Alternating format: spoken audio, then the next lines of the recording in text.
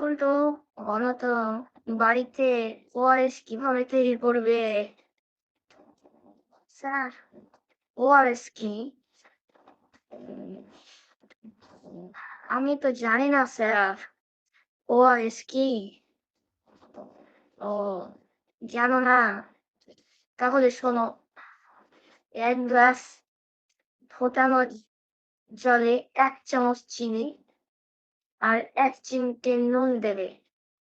এটাই হলো বাড়িতে তৈরি ওআরএস।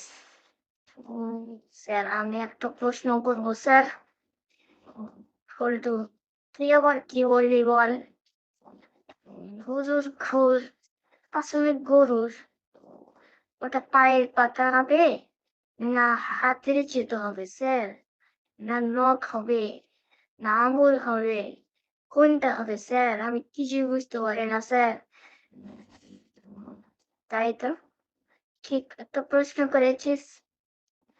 ঠিক আছে, ঠিক আছে, এটা নখ হবে। তাহলে কি করে নখ হবে বলতো? গরু ও ছাগলের নখই ওদের খুঁট, সেগুলো ভোঁতা। ওরা মাছ বা পোকা ধরে না, তাই ধারালো নখ নেই তাদের। বুঝতে পেরেছিস বল্টু?